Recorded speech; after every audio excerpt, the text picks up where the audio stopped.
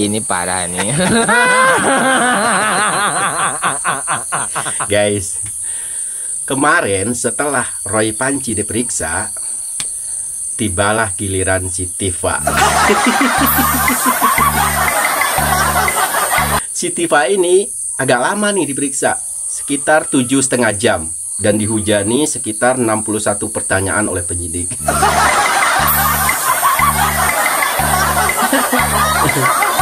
Tapi ya 11-12 dengan Roy Panci, si Tifa ini seakan-akan menyalahkan penyidik Polda Metro Jaya. Karena di surat klarifikasi itu katanya tidak ada tercantum terlapor. Kan begitu. Itu yang dia permasalahkan. Berarti kan sama dong dengan jawaban Roy Panci kemarin. 11-12 kan? Roy Panci juga menyalahkan itu. Tidak ada terlapor. Jadi si Tifa ini mengatakan, kalau saya kesini sebagai apa, kan begitu. Terus dijawab sama penyidik sebagai saksi. Nah, di situ dia masuknya di situ, kalau sebagai saksi, otomatis saya tidak wajib menjawab pertanyaan-pertanyaan yang tidak ada relevansinya dengan surat ini, kan begitu kata si Tifa. Ya, sama dengan jawaban Roy Panci kemarin, kan 11-12. Dengan kata lain begini. Si maling itu kan tidak akan pernah mengakui ya. Karena kalau si maling itu mengaku, bisa saja penjara akan penuh, kan begitu. Dan kalian tahu nggak hal yang paling menyita perhatian dari si Tifa ini? Dia dengan lantang menyebutkan nama Insinyur Haji Joko Widodo di saat konferensi pers itu.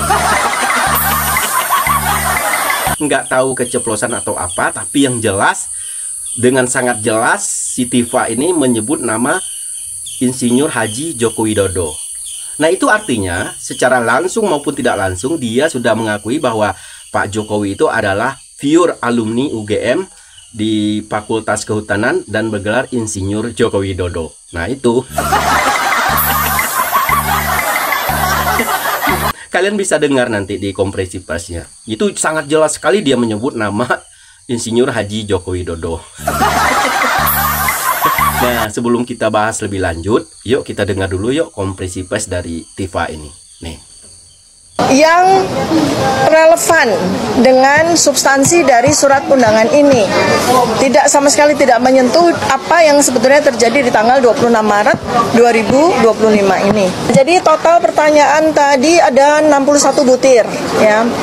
Jadi pada tahap awal yang ditanya tentu saja data pribadi dan sebagainya, tetapi setelah masuk kepada pertanyaan yang saya kira itu ada kaitannya dengan peristiwa yang disebutkan di dalam surat ini, ternyata dari nomor kesekian sampai terakhir itu sama sekali tidak ada kaitannya dengan peristiwa yang terjadi di tanggal 26 Maret 2025. Jadi pertanyaan-pertanyaan itu lari semua dari tanggal tersebut.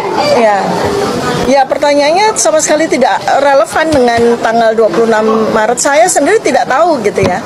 Karena di tanggal 26 Maret 2025 saya kerja seperti biasa begitu kan.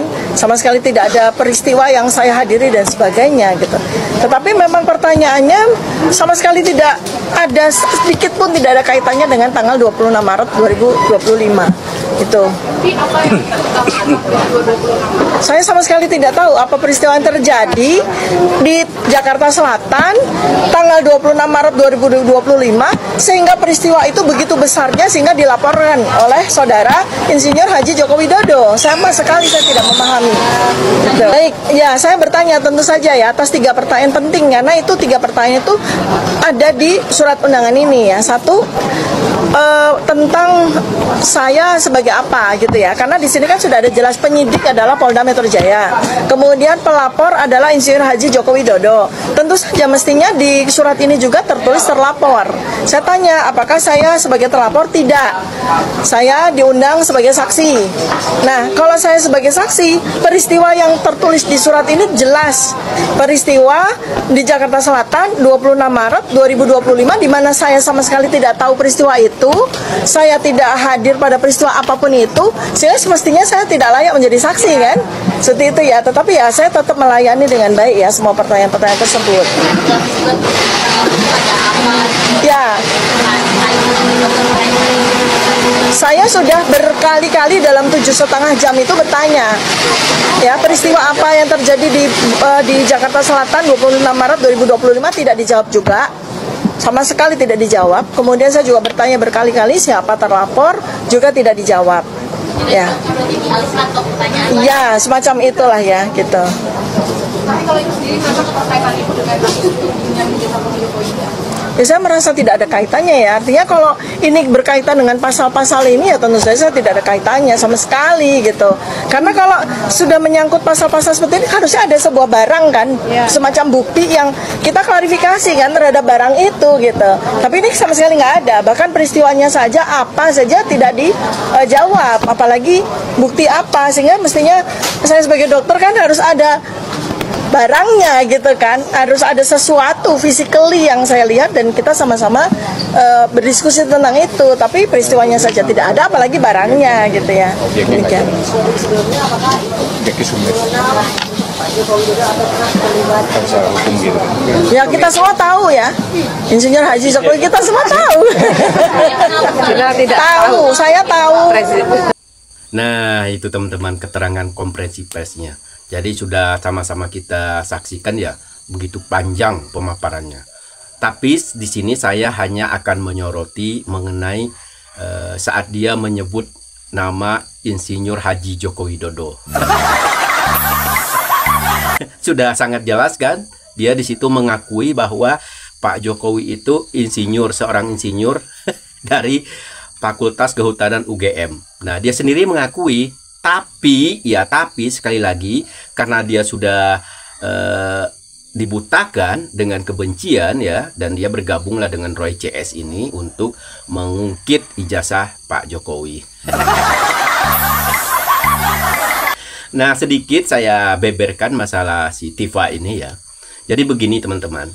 Waktu tahun 2014 diadakan Pilpres, saat itu Pak Joko Widodo berpasangan dengan Pak Yusuf Kalla, kemudian Pak Prabowo berdampingan dengan Hatta.